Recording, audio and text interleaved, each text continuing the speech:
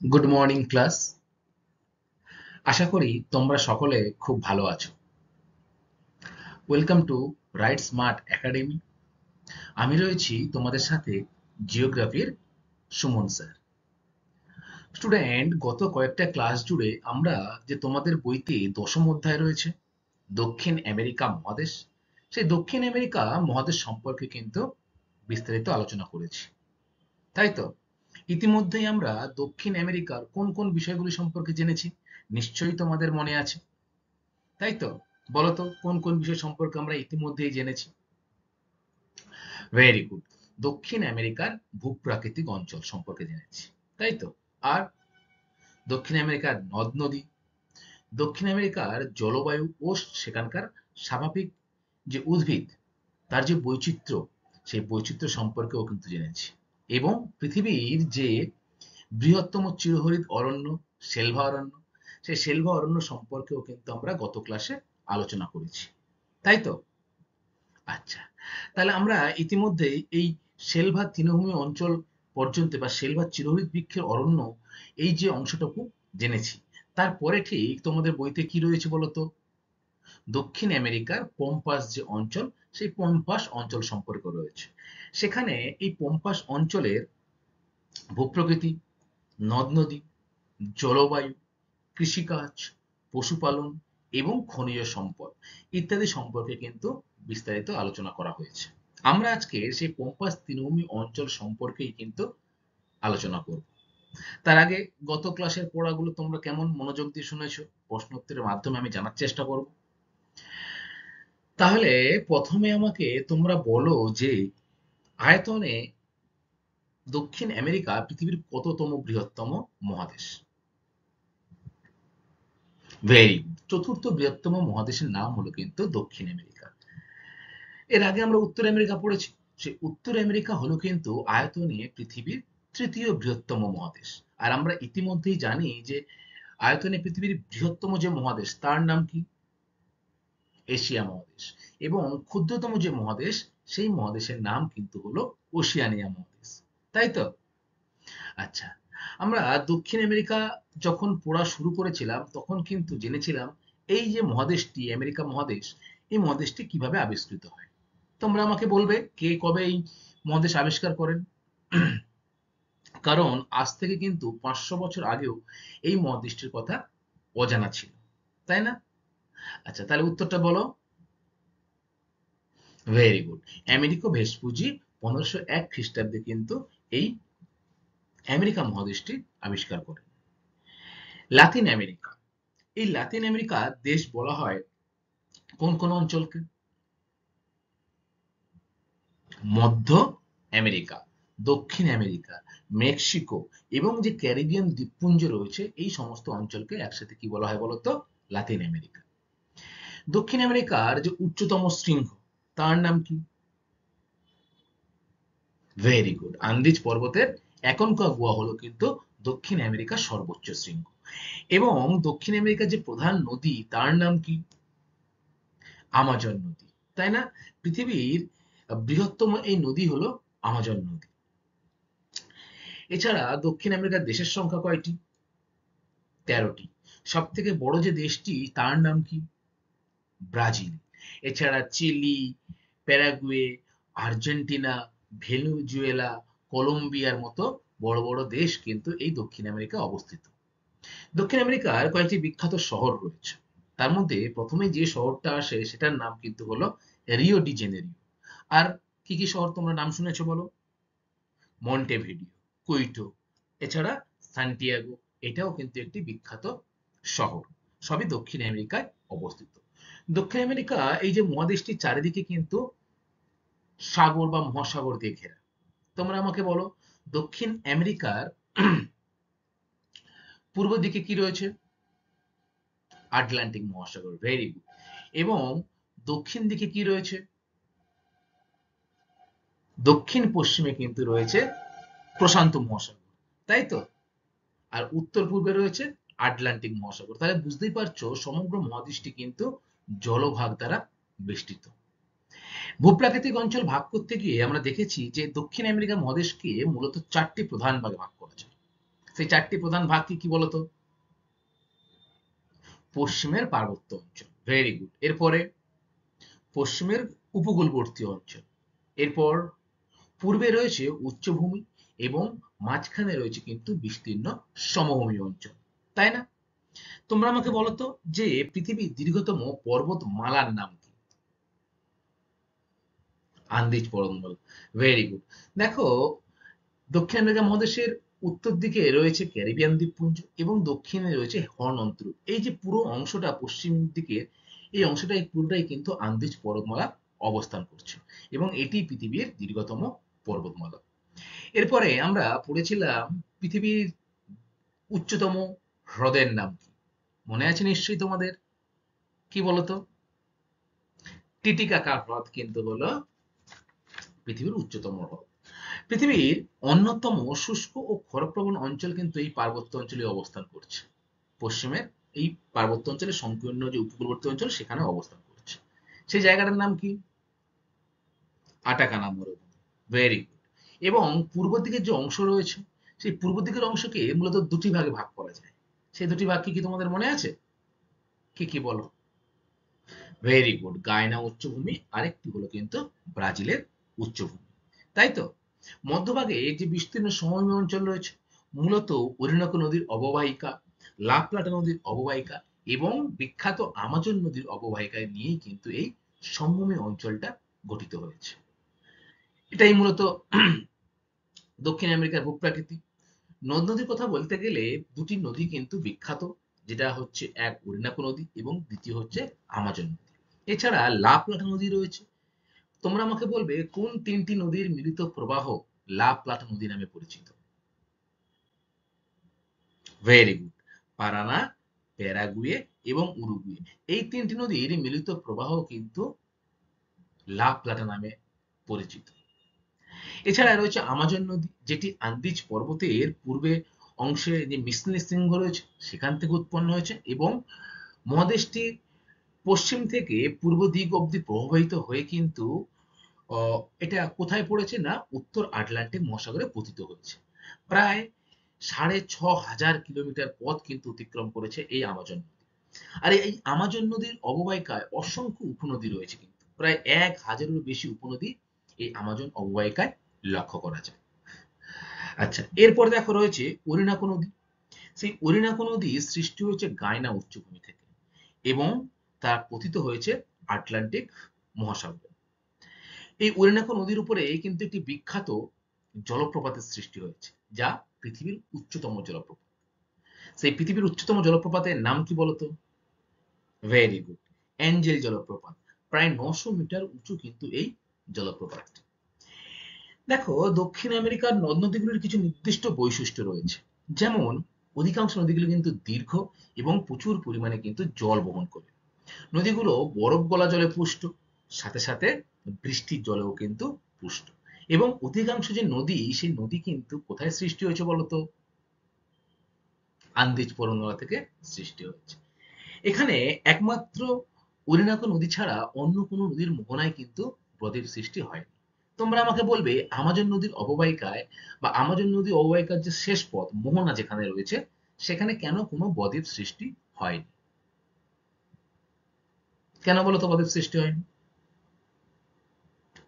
দেখো, এই আমাজন নদী প্রচুর পরিমাণে কিন্তু জল বহন করে মোহনাতে এসে পড়ে এবং এর মোহনা যে জায়গাটা সেটা কিন্তু বেশ ঢালু এবং গভীর। ফলে যে নুড়ি কাকড় বালিগুলো বহন করে নিয়ে আসে নদী, সেটি কিন্তু সমুদ্রে পতিত হয়ে যায়।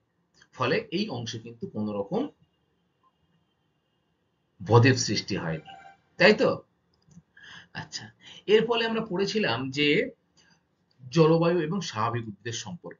দেখো, জলবায়ুর বৈচিত্র্যের কারণ কিন্তু এই দক্ষিণ আমেরিকা মহাদেশের অক্ষাংশগত অবস্থান, সমুদ্র স্রোত, বায়ু প্রবাহ, ভূমির উচ্চতা ইত্যাদি কারণে কিন্তু মহাদেশটির বিভিন্ন স্থানে বিভিন্ন রকম জলবায়ু লক্ষ্য করা যায়। প্রায় 9টি জলবায়ু কিন্তু এখানে লক্ষ্য করা যায়। এর মধ্যে অন্যতম হলো কি বলতো? নিরক্ষীয় জলবায়ু অঞ্চল, যেখানে কিন্তু সেলভা অরণ্য সৃষ্টি হয়েছে। আমরা সকলেই জানি যে নিরক্ষীয় জলবায়ু অঞ্চলে কিন্তু বৃষ্টিপাতের পরিমাণ বেশি, ফলে এখানে চিরসবুজ জাতীয় উদ্ভিদ জন্মায়, তাই তো? এবং এই আমাজন নদী অববাহিকাকে কেন্দ্র করেই কিন্তু এই নিরক্ষীয় জলবায়ুর লক্ষ্য করা যায়। ফলে পৃথিবীর একটি গভীরতম যে ঘন জঙ্গল সৃষ্টি হয়েছে সেটা কোথায়? আমাজনের জঙ্গল। তোমরা সকলেই আমাজন জঙ্গলের নাম শুনেছো। আচ্ছা, এবারে বলো তো আমাকে যে পৃথিবীর 20% অক্সিজেনের যোগান দেয় কোন অঞ্চল? সেলভা অরণ্য, তাই না? এবং এই কারণে কিন্তু একে পৃথিবীর কি বলা হয়? ভেরি গুড, ফুসফুস বলা হয়, তাই না? প্রায় 2 লক্ষ পতঙ্গ এবং 4 লক্ষ উদ্ভিদের সমাবেশ কিন্তু এই আমাজন জঙ্গলে লক্ষ্য করা যায়। মোট জীবান্ত যে প্রজাতি রয়েছে তার 10% কিন্তু এই আমাজনের জঙ্গলে লক্ষ্য করা যায়। তবে দক্ষিণ আমেরিকার যে আমাজন জঙ্গলটা রয়েছে সেটি বেশিরভাগ অংশ কোন দেশের মধ্যে অন্তর্গত বলতে পারবে তোমরা? বলো। ব্রাজিলের মধ্যে অবস্থিত। সাথে সাথে কলম্বিয়া এবং ভেনেজুয়েলা রয়েছে, পেরু রয়েছে। এই দেশগুলোর মধ্যেও কিন্তু আমাজনের যে জঙ্গল বা সেলভা অরণ্য সেটি কিন্তু লক্ষ্য করা যায়। পৃথিবীর নিবিড়তম ক্রান্তীয় বৃষ্টি অরণ্য বলা হয় কাকে? সেলভা চিরহরিৎ বৃক্ষের অরণ্যকে, তাই তো? আমরা গত ক্লাসে এগুলো পড়েছি। এই আমাজন অববাহিকা অঞ্চলে বা সেলভা চিরহরিৎ বৃক্ষের বনভূমি অঞ্চলে প্রচুর জীবজন্তু লক্ষ্য করা যায়। তাদের মধ্যে অন্যতম কি কি বলতো? বিষাক্ত সাপ, ভেরি গুড। আর রক্তচোষা বাঁদর। এছাড়া মাংসাশী পিঁপড়ে, পিরহানা মাছ নদীতে প্রচুর লক্ষ্য করা যায়। নদীর অববাহিকা অঞ্চলে প্রচুর পরিমাণে কিন্তু কুমিরও লক্ষ্য করা যায়, তাই না? আচ্ছা, তাহলে গত ক্লাসে আমরা ঠিক এই পর্যন্তই কিন্তু তোমাদের সাথে আলোচনা করেছি। কি না, শেল বা চিরুত বৃক্ষের বনভূমি সম্পর্কে। আজকে আমরা পম্পাস যে অঞ্চল, সেই পম্পাস অঞ্চল সম্পর্কে পড়াশোনা করব এবং এখানেই কিন্তু তোমাদের দক্ষিণ আমেরিকার যে চ্যাপ্টারটা বইতে রয়েছে 10ম অধ্যায় সেটা কিন্তু শেষ হবে। এর আগে আমরা উত্তর আমেরিকা শেষ করেছি, তাই তো? আজকে কিন্তু দক্ষিণ আমেরিকা চ্যাপ্টারটা আজকে আলোচনার মাধ্যমে শেষ হবে। তাহলে আজকের যে বিষয়টা সেটা কি না, পম্পাস তৃণভূমি অঞ্চল। দেখো দেখো রয়েছে পম্পাস অঞ্চল। পম্পাস এক ধরনের কিন্তু স্পেনীয় শব্দ, অর্থাৎ স্প্যানিশ শব্দ কিন্তু হলো পম্পাস। যার অর্থ কি জানো? যার অর্থ কিন্তু হলো বিস্তীর্ণ সমতল ক্ষেত্র। তাহলে পরীক্ষা যদি আসে যে পম্পাস শব্দের অর্থ কি, তোমরা কি বলবে? বিস্তীর্ণ সমতল ক্ষেত্র। এই অঞ্চলে এই বিস্তীর্ণ তৃণভূমি পম্পাস নামে কিন্তু পরিচিত। তাহলে এই যে দক্ষিণ আমেরিকা মহাদেশটি তোমরা দেখছো ডান দিকে ছবিটিতে, এই দক্ষিণ আমেরিকা মহাদেশের মধ্যে এইটুকু যে স্থানটা রয়েছে, এইটুকু স্থানটা কিন্তু পম্পাস তৃণভূমি নামে পরিচিত। দেখো এখানে লেখা রয়েছে পম্পাস অঞ্চল। এই তৃণভূমি অঞ্চল আর্জেন্টিনা ও উরুগুয়ের দক্ষিণ পশ্চিমে লা প্লাটা নদীর অববাহিকা অবস্থিত হয়েছে। তাহলে পম্পাস অঞ্চল যদি নদ নদী বলে তখন কি বলবে? না, এই লা প্লাটা নদী কিন্তু রয়েছে। এবং কোন দুটি দেশের মধ্যে এই পম্পাস তৃণভূমি অঞ্চল লক্ষ্য করা যায়? খুব গুরুত্বপূর্ণ প্রশ্ন। না, আর্জেন্টিনা এবং উরুগুয়ে এই দুটি দেশের মধ্যে কিন্তু পম্পাস তৃণভূমি অঞ্চলটাকে লক্ষ্য করা যায়, অর্থাৎ অবস্থিত। এই পম্পাস তৃণভূমি অঞ্চলের আকৃতি কিন্তু অনেকটা আধখানা চাঁদের মতো। তোমরা ছবি দেখলেই বুঝতে পারবে। দেখো আধখানা চাঁদ যেরকম হয় তেমন না?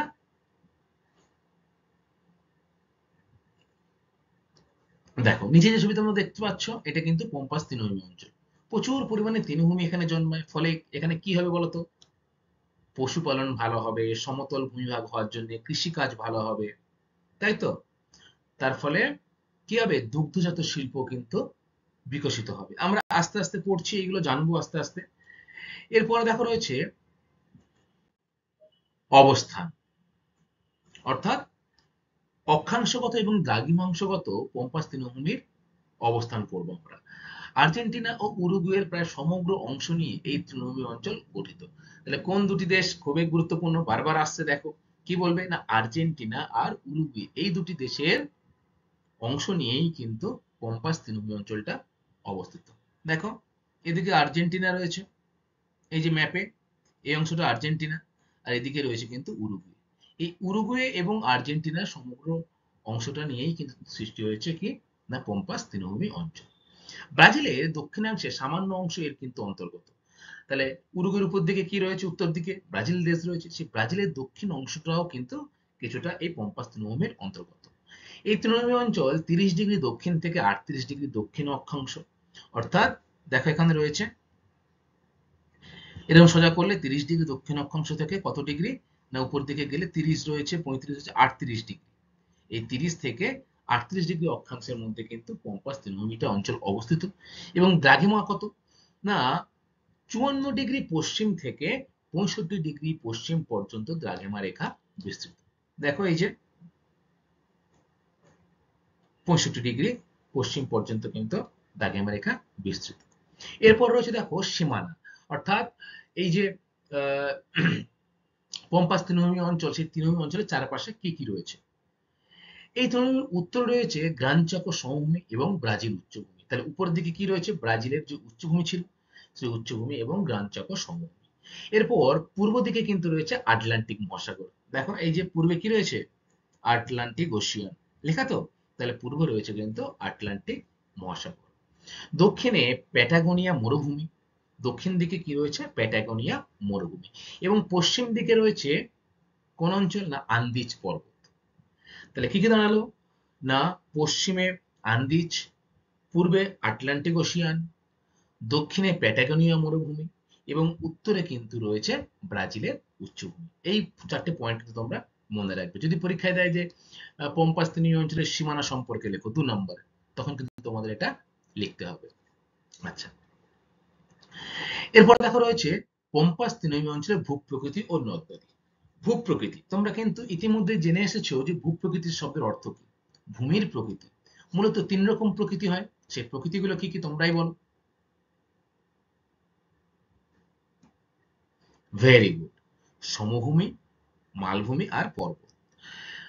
এই যে তিনটি অংশ, এই তিনটি অংশই কিন্তু উত্তরে সরি দক্ষিণ আমেরিকা মহাদেশের যে পম্পাস তৃণভূমি অঞ্চল, সেখানে কিন্তু অল্প বিস্তর লক্ষ্য করা যায়। পম্পাস তৃণভূমি নদী অববাহিত পলি মৃত্তিকা এবং বায়ুবাহিত লোহিত মৃত্তিকা দিয়ে গঠিত হয়েছে। এই অঞ্চল সমভূমি হলেও কোথাও কোথাও ছোট পাহাড় বা টিলা কিন্তু লক্ষ্য করা যায়। তাহলে এই যে পম্পাস তৃণভূমি অঞ্চলটা পুরোটাই যে সমতল ভূমি তা কিন্তু নয়। পম্পাস তৃণভূমি খাতায় কলমে দেখতে গেলে সমভূমি অঞ্চল, কিন্তু কোথাও কোথাও কিন্তু এটায় কি রয়েছে না ছোট ছোট পাহাড় বা টিলা কিন্তু লক্ষ্য করা যায়। সমগ্র পম্পাস অঞ্চল পশ্চিমে আন্দিজ পর্বতের পাদদেশ থেকে পূর্বে আটলান্টিক মহাসাগর অব্দি ঢাক। তাহলে এই যে পম্পাস তৃণভূমি অঞ্চল, এর পশ্চিমে কি রয়েছে, আন্দিজ পর্বত রয়েছে, আর এদিকে কি রয়েছে, আটলান্টিক মহাসাগর। তাহলে এদিক থেকে এই অংশটা কিন্তু এদিকে ঢালু, পশ্চিম থেকে পূর্ব দিকে কিন্তু এই অংশটা ঢালু, মনে থাকবে। আচ্ছা, এবারে দেখো রয়েছে পম্পাস তৃণভূমি অঞ্চলের নদ নদী। পারানা ও প্যারাগুয়ে এই দুটো নদী হচ্ছে এখানকার প্রধান নদী। তাহলে এই পারানা আর প্যারাগুয়ে নদী দুটি কিন্তু একসাথে মিলিত হয়েছে। কোথায় মিলিত হয়েছে না আর্জেন্টিনার রাজধানী বুয়েন্স এয়ার্স শহরের কাছে উরুগুয়ের সাথে কিন্তু মিলিত হয়েছে এই প্যারানা ও পারাগুয়ে নদী। আর প্যারাগুয়ে আর উরুগুয়ে এই তিনটি নদীর মিলিত প্রবাহকে একসাথে কি বলা হয়, লা প্লাটা নদী। দেখো ভূমির ঢাল অনুসারে এই নদীগুলি কিন্তু পশ্চিম থেকে পূর্ব দিকে প্রবাহিত হয়ে এইখানে এসে পতিত হচ্ছে, আটলান্টিক মহাসাগরে পতিত হচ্ছে, তাই না। তাহলে এই লা প্লাটা নদী নামে কিন্তু আটলান্টিক মহাসাগরে পতিত হয়েছে কোন দুটি নদী, পারানা ও প্যারাগুয়ে। তাহলে যদি বলে যে পম্পাস তৃণভূমি অঞ্চলের প্রধান দুটি নদীর নাম কি, কি বলবে তোমরা, পারানা ও প্যারাগুয়ে হলো প্রধান নদী, তাই তো। আচ্ছা, এরপরে দেখো পম্পাস অঞ্চলের জলবায়ু। জলবায়ুর মধ্যে কি কি থাকে স্টুডেন্ট, কোন অঞ্চলের জলবায়ু, সেই জলবায়ু অঞ্চলের মধ্যে কি কি বিষয় থাকে, ভেরি গুড, বৃষ্টিপাত থাকে, আর কি থাকে, উষ্ণতা থাকে, আর্দ্রতা থাকে, এইগুলোকে সমস্তগুলোকে নিয়ে কিন্তু কোন একটি অঞ্চলের জলবায়ু লক্ষ্য করা যায়। এই অঞ্চলে সমুদ্রের নিকটবর্তী হওয়ায় এখানকার জলবায়ু কিন্তু বেশ আরামদায়ক। তাহলে পম্পাস তৃণভূমি অঞ্চলের যে জলবায়ু সেটা কিন্তু বেশ আরামদায়ক। মূলত এখানে নাতিশীতোষ্ণ জলবায়ু বা নাতিশীতোষ্ণ তৃণভূমি লক্ষ্য করা যায় এই অঞ্চলে। আমরা যখন দক্ষিণ আমেরিকার জলবায়ু স্বাভাবিক উদ্ভিদ পড়েছিলাম তখন কিন্তু এই বিষয়টা লক্ষ্য করেছিলাম যে এই পম্পাস তৃণভূমি অঞ্চলটিতে কিন্তু নাতিশীতোষ্ণ জলবায়ু লক্ষ্য করা যায়, যেখানে গ্রীষ্মকালীন গড় তাপমাত্রা কত থাকে না 20 ডিগ্রি সেলসিয়াস থেকে 24 ডিগ্রি সেলসিয়াস। দেখো খুব কিন্তু গরম পড়ছে তা কিন্তু নয়, তার জন্যই তো এই অঞ্চলটার নাম নাতিশীতোষ্ণ মণ্ডলের অন্তর্গত। এরপরে শীতকালীন যে তাপমাত্রা সেটা 8 ডিগ্রি থেকে 10 ডিগ্রি সেলসিয়াসের মধ্যে হয়ে থাকে। বার্ষিক যে বৃষ্টিপাতের পরিমাণ সেটা কিন্তু বেশ কম, অর্থাৎ বৃষ্টিপাতের পরিমাণ কিন্তু কম হওয়ার জন্য এখানে তৃণজাতীয় উদ্ভিদ জন্মায়, বড় বড় গাছ কিন্তু খুব কম জন্মায়। সেটা আমরা একটু পরেই পড়বো স্বাভাবিক উদ্ভিদের। বেশ কম মানে 50 সেমি থেকে প্রায় 100 সেমির মতো কিন্তু বৃষ্টিপাত বছরে হয়ে থাকে। এই বৃষ্টিপাতের পরিমাণ পশ্চিম দিকের তুলনায় পূর্ব দিকে কিন্তু বেশি। কেন বলতো পূর্ব দিকে বেশি? কারণ পূর্ব দিকে কিন্তু আটলান্টিক মহাসাগর রয়েছে, তাই না? ফলে এই পূর্ব দিকে কিন্তু বৃষ্টিপাতের পরিমাণটা কিছুটা হলেও পূর্ব দিকের থেকে বেশি পশ্চিম দিকে। আচ্ছা, তাহলে আমরা কি কি দেখলাম? যে পম্পাস তৃণভূমি অঞ্চলের জলবায়ু। দেখো এখানে কোথায় রয়েছে? এই যে পম্পাস অঞ্চল। তাহলে এই জলবায়ু কিন্তু পৃথিবীর নাতিশীতোষ্ণ জলবায়ু মণ্ডলের মধ্যে পড়ছে। না শীত না উষ্ণ, অর্থাৎ এক প্রকার বলা যায় যে আরামদায়ক জলবায়ু হলো এই নাতিশীতোষ্ণ জলবায়ু। যদি পরীক্ষায় এসে পম্পাস তৃণভূমি অঞ্চলের জলবায়ু কি প্রকৃতির, তখন তোমরা কি বলবে? নাতিশীতোষ্ণ প্রকৃতির। Very good. আচ্ছা, এরপরে দেখো রয়েছে পম্পাস অঞ্চলের স্বাভাবিক উদ্ভিদ। বৃষ্টিপাতের পরিমাণ কম হওয়ার জন্য এখানে তৃণভূমি সৃষ্টি হয়েছে। আগেই বলেছি যে বৃষ্টিপাতের পরিমাণ গড় বৃষ্টিপাত 50 থেকে 100 সেমির মধ্যে। তাই এই অঞ্চলে কিন্তু কি হয় না, স্বাভাবিক যে উদ্ভিদ সেটি কিন্তু বড় হয় না, ছোট ছোট তৃণজাতীয় উদ্ভিদ জন্মায়। তবে পূর্ব দিকে বৃষ্টিপাত তুলনায় বেশি হওয়ার জন্য তৃণভূমির মাঝে কোথাও কোথাও কিন্তু পপলার, ইউক্যালিপ্টাস গাছ ইত্যাদি লক্ষ্য করা যায়। বর্তমানে এই তৃণভূমি অঞ্চলের অধিকাংশই পরিবহন ও কৃষিকাজের জন্য কেটে ফেলা হচ্ছে। তাহলে এই যে পূর্ব দিকে ইউক্যালিপ্টাস বা পপুলার গাছের জঙ্গল ছিল সেটাকে কৃষিকাজ ও পরিবহনের জন্য কিন্তু কেটে ফেলা হচ্ছে। এই দেখো এটা কিন্তু পম্পাস তৃণভূমির একটি ছবি। আর এটা কি গাছ বলতো? পম্পাস তৃণভূমিতে জন্মানো, পূর্ব দিকে জন্মানো ইউক্যালিপটাস যে গাছ, সেই গাছের কিন্তু একটি ছবি। মনে থাকবে তাহলে? তাহলে পম্পাস তৃণভূমি অঞ্চলের জলবায়ু এবং স্বাভাবিক উদ্ভিদ কিন্তু ভালো করে তোমরা মনে রাখবে। এই জলবায়ুর উপরে নির্ভর করেই কিন্তু স্বাভাবিক উদ্ভিদের জন্ম হয়, তাই না? যেখানে বৃষ্টিপাতের পরিমাণ বেশি সেখানে গাছপালা, বড় বড় গাছপালা লক্ষ্য করা যায়, চিরসবুজ গাছ হয়। যেখানে বৃষ্টিপাতের পরিমাণ কম সেখানে তৃণজাতীয় উদ্ভিদ বেশি জন্মায়, তাই না? আর যেখানে একদম বৃষ্টিপাতের পরিমাণ কম সেখানে কিন্তু মরুভূমির সৃষ্টি হয়। তোমরা ইতিমধ্যেই এগুলো জানো সবাই। Very good. আচ্ছা, এরপরে দেখো রয়েছে পম্পাস যে তৃণভূমি অঞ্চল সেখানকার কৃষিকাজ। কৃষিকাজে দক্ষিণ আমেরিকার পম্পাস কিন্তু বেশ উন্নত। তাহলে কৃষিকাজ কিন্তু সব থেকে ভালো হয় দক্ষিণ আমেরিকার মধ্যে কোথায় জানো? এই পম্পাস তৃণভূমি অঞ্চলে। এখানকার নদী গুরুত্ব উর্বর পলিমৃত্তিকা, পরিমিত বৃষ্টিপাতের কারণে কৃষিকাজের যে অনুকূল পরিবেশ সেটি কিন্তু সৃষ্টি হয়েছে। তাই এখানকার প্রধান যে কৃষিজ ফসল সেটা কি? গম। তাহলে মনে রাখবে তোমরা যে পম্পাস তৃণভূমি অঞ্চলের প্রধান যে কৃষিজ ফসল সেটি কিন্তু হলো কি না, গম। আর্জেন্টিনায় এত বেশি পরিমাণে গম উৎপন্ন হয় যে এই দেশটিকে পৃথিবীর শ্রেষ্ঠ গম রপ্তানিকারক দেশ হিসেবে ধরা হয়। তাহলে সব থেকে বেশি গম রপ্তানি করে কোন দেশ? আর্জেন্টিনা। কেন? কারণ পম্পাস তৃণভূমি অঞ্চলে এখানে কিন্তু প্রচুর পরিমাণে গম উৎপন্ন হয়। গম উৎপন্ন হওয়ার জন্য উপযুক্ত মাটি বা জলবায়ু কিন্তু এই পম্পাস তৃণভূমি অঞ্চলে রয়েছে। সাথে সাথে ভুট্টা, বার্লি, আখ, তুলা, নানা রকম ফল এবং প্রচুর পরিমাণে কিন্তু শাকসবজি এই পম্পাস তৃণভূমি অঞ্চলে উৎপন্ন করা হয়। দেখো এই যে প্রচুর শাকসবজি, এছাড়া গম কিন্তু উৎপাদনে পৃথিবীতে শ্রেষ্ঠ স্থান অধিকার করেছে এই আর্জেন্টিনা দেশটি, যেটি পম্পাস তৃণভূমি অঞ্চলের অন্তর্গত। আচ্ছা, তাহলে হলো কৃষিকাজ। এবার দেখা রয়েছে এই পম্পাস অঞ্চলে কৃষিকাজ উন্নতির কারণ কি কি? কৃষিকাজের উন্নতির পিছনে নির্দিষ্ট কিছু কারণ থাকবে। প্রথমে হচ্ছে পরিমিত বৃষ্টিপাত, অর্থাৎ যেটা আমরা পড়লাম যে জলবায়ু, উপযুক্ত জলবায়ু। উপযুক্ত জলবায়ু থাকার জন্যে এই অঞ্চলে কি হয় না, কৃষিকাজটা খুব ভালো হয়। তাহলে 1 নম্বর কি? বার্ষিক বৃষ্টিপাতের পরিমাণ কত? না 50 থেকে 100 সেমির মতো।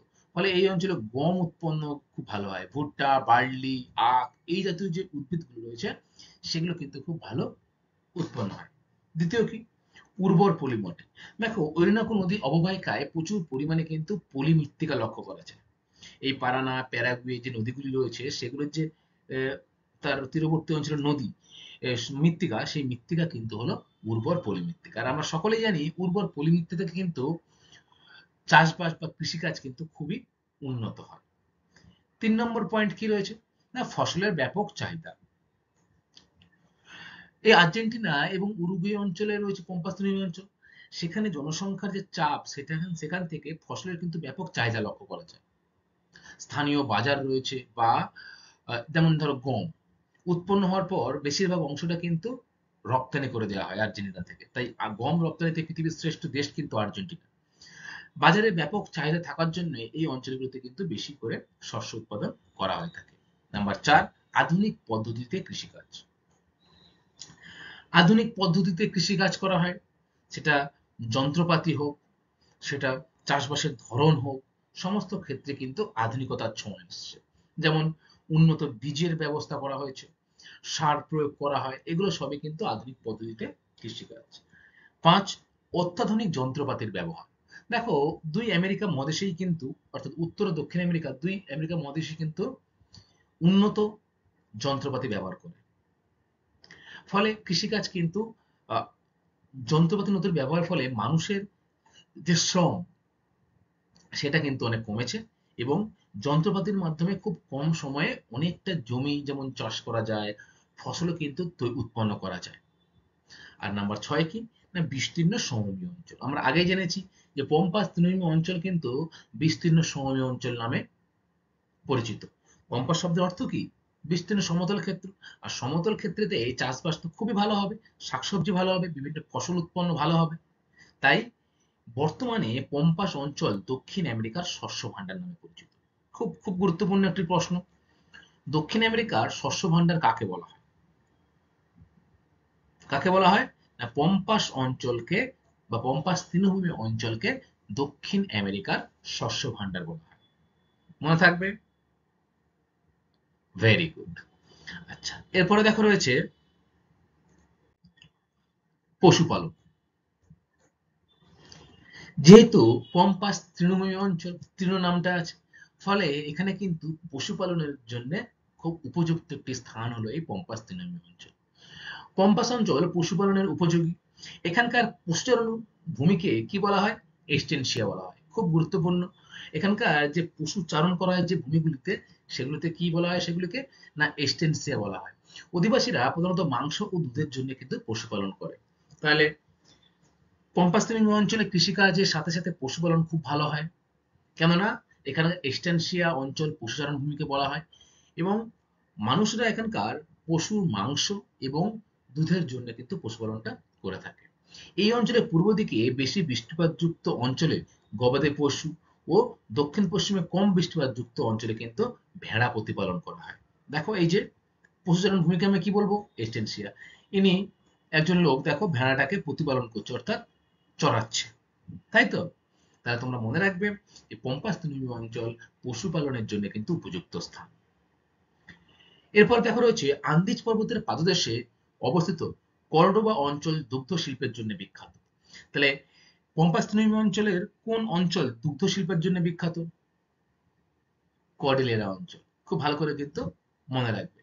এখানে প্রধানত দুগ্ধ প্রদানকারী গরু প্রতিপালন করা হয়। দেখো ডান দিকে ছবি, এরকম ভাবে কিন্তু গরুর খামার রয়েছে, গরুটাকে প্রতিপালন করা হয়। বুয়েন্স এয়ার্স প্রদেশের দক্ষিণ-পূর্ব অংশে পম্পাস অঞ্চল প্রধান পশুপালন কেন্দ্র। আর্জেন্টিনার মধ্যে এই পম্পাস বা পশুপালন কেন্দ্র কিন্তু আর্জেন্টিনাতে খুব ভালো হয়। দেখো তারপরে ঠিক আমরা পড়বো যে আর্জেন্টিনার পশুপালন। আর্জেন্টিনায় প্রায় 40% ভেড়াই বুয়েন্স এয়ার্স প্রদেশে প্রতিপালিত হয়। তাহলে ভেড়া প্রতিপালন করা হয় সব থেকে বেশি কোথায়? না বুয়েলসে। ঠিক আছে, এখানে কিন্তু প্রচুর পরিমাণে ভেড়াই প্রতিপালন করা হয়। পম্পাস অঞ্চল থেকে প্রচুর পরিমাণে গোমাংস, মাখন, পনির, চিজ, চামড়া, চর্বি বিদেশে রপ্তানি করা হয়। তাহলে আর্জেন্টিনায় এই পশুপালন কিন্তু একটি বিখ্যাত শিল্পে পরিণত হয়েছে। বুঝতে পারলে? অর্থাৎ পশুজাত যে দ্রব্য যেমন দুগ্ধ শিল্প ইত্যাদি, এই শিল্প কিন্তু বিকশিত হয়েছে। মাংস রপ্তানির পম্পাস অঞ্চল তথা আর্জেন্টিনা পৃথিবীতে প্রথম স্থান অধিকার করছে। খুব গুরুত্বপূর্ণ একটা প্রশ্ন। যে মাংস রপ্তানিতে পৃথিবীতে প্রথম স্থান অধিকার করেছে কোন দেশ, তখন তুমি কি বলবে? যে আর্জেন্টিনা দেশটি কিন্তু মাংস রপ্তানিতে পৃথিবীতে প্রথম স্থান অধিকার করে। দেখো এরকম বিস্তীর্ণ তৃণভূমি অঞ্চল থাকার জন্য এখানে কিন্তু পশুচারণ ক্ষেত্র খুব ভালো। আর আর্জেন্টিনায় পশুর চামড়া, চিজ, মাখন, গো মাংস ইত্যাদি কিন্তু প্রচুর পরিমাণে বিদেশে রপ্তানি করা হয়। আচ্ছা, এরপরে দেখো রয়েছে খনিজ সম্পদ ও শিল্প। এই অঞ্চল খনিজ সম্পদে কিন্তু অতটা সমৃদ্ধ নয়। তাহলে পম্পাস তৃণভূমি অঞ্চল কি হলো? না খনিজ সম্পদে সমৃদ্ধ নয়। কিসে সমৃদ্ধ? ভেরি গুড, কৃষিকাজ এবং পশুপালনে সমৃদ্ধ। দেখো খনিজ সম্পদে সমৃদ্ধ নয় বলে এই জন্য এখানে কিন্তু বড় বড় কিন্তু শিল্প কারখানা গড়ে ওঠেনি। এখানে পর্যাপ্ত পরিমাণে পশুজাত ও কৃষিজাত দ্রব্য পাওয়া যায়। এগুলোকে ভিত্তি করেই কিন্তু এখানে খাদ্য প্রক্রিয়াকরণ শিল্প ও অন্যান্য বড় শিল্প কিন্তু এখানে গড়ে উঠেছে। মূলত পশুজাত কাঁচামালকে ভিত্তি করে এখানে গুঁড়ো দুধ, মাংস প্রক্রিয়াকরণ শিল্প, এছাড়া পনির, মাখন, ঘি, চিজ প্রভৃতি কিন্তু গড়ে উঠেছে। এবং কৃষিজাত যে কাঁচামাল সেগুলোকে কেন্দ্র করে ময়দা শিল্প, চিনি শিল্প, বেকারি শিল্প প্রভৃতি শিল্পের কিন্তু বিকাশ ঘটেছে। তাহলে দেখো পশুজাত বা পশুচারণ কৃষিজাত দ্রব্য উৎপাদনেই কিন্তু পম্পাস তৃণভূমি অঞ্চল বিখ্যাত। খনিজ সম্পদ তেমন ভাবে এখানে পাওয়া যায়নি বলে কোনো বড় শিল্প কারখানা কিন্তু এই পম্পাস তৃণভূমি অঞ্চলে গড়ে ওঠেনি। মনে থাকবে? Very good. তাহলে স্টুডেন্ট আজকের আমাদের ক্লাসটা এই পর্যন্তই। আশা করি তোমরা পম্পাস তৃণভূমি অঞ্চল সম্পর্কে বিস্তারিত জেনেছো। এখানেই তোমাদের চ্যাপ্টার শেষ, দক্ষিণ আমেরিকা। পরের ক্লাসে আমি তোমাদের সাথে যে পরে ওশিয়ানিয়া চ্যাপ্টার আছে সেটা নিয়ে আলোচনা করব। তার আগে আজকের আমরা যেটুকু পড়লাম সেখান থেকে কি কি প্রশ্ন পরীক্ষায় আসতে পারে সেটাও একটা গুরুত্বপূর্ণ বিষয়। এটা কিন্তু আমরা একটু চটজলদি দেখে নেব। দেখো কয়েকটি গুরুত্বপূর্ণ প্রশ্ন। প্রথমে যে প্রশ্নটা রয়েছে ১ নম্বর, তোমরা উত্তর দেবে যে পম্পাস কথার অর্থ কি? বলো। ভেরি গুড, বিস্তীর্ণ সমতল ক্ষেত্র। তাহলে পম্পাস কথার অর্থ হলো কিন্তু বিস্তীর্ণ সমতল ক্ষেত্র। দ্বিতীয় কি? না পম্পাস অঞ্চলের আকৃতি কেমন?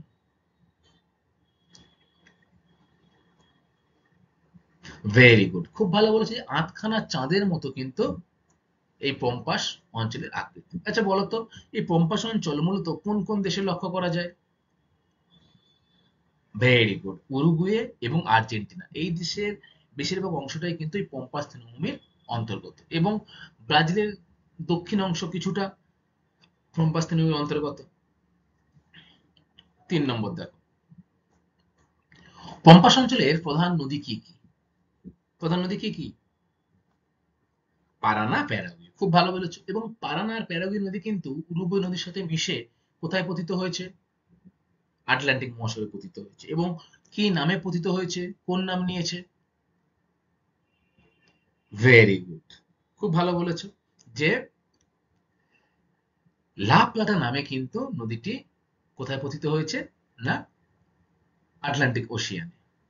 আচ্ছা ৪ নম্বর দেখো, পৃথিবীর শ্রেষ্ঠ গম রপ্তানিকারক দেশ কোনটি? গম রপ্তানিতে পৃথিবীর শ্রেষ্ঠ দেশ কোনটি? বলো। আর্জেন্টিনা। দেখো এখানে জলবায়ুটা এমন প্রচুর পরিমাণে কিন্তু গম উৎপন্ন হয়, ফলে গম উৎপাদনে প্রথম যে দেশটা বা রপ্তানিতে প্রথম যে দেশ সেটি কিন্তু হলো আর্জেন্টিনা। ৫, পম্পাস অঞ্চলে কৃষিকাজ উন্নতির কারণ কি কি? বলো। কি কি হবে? ভেরি গুড, উর্বর পলি মৃত্তিকা, খুব ভালো বলেছো। তারপর অনুকূল জলবায়ু, উন্নত কৃষি প্রযুক্তি ব্যবস্থা, উন্নত যন্ত্রপাতির ব্যবহার, স্থানীয় চাহিদা এবং বাজার, তাই না? এবং পর্যাপ্ত বৃষ্টিপাত ইত্যাদির কারণে কিন্তু পম্পাস তৃণভূমি অঞ্চলে কৃষিকাজটা কিন্তু বেশ উন্নতি লাভ করেছে। ৬ নম্বর প্রশ্ন দেখো রয়েছে, পম্পাস অঞ্চলের পশুচারণ ভূমিকে কি বলা হয়? পম্পাস অঞ্চলে যে পশুচারণ হয় সেই ভূমিটাকে কি বলা হয়? এক্সটেনসিয়া। Very good. আচ্ছা তারপরে দেখো রয়েছে ৭ নম্বর, যে কর্ডোবা অঞ্চল কিসের জন্য বিখ্যাত? দুগ্ধ শিল্পের জন্য। এই কর্ডোবা অঞ্চল পম্পাস তৃণভূমি অঞ্চলের পশ্চিম দিকে এবং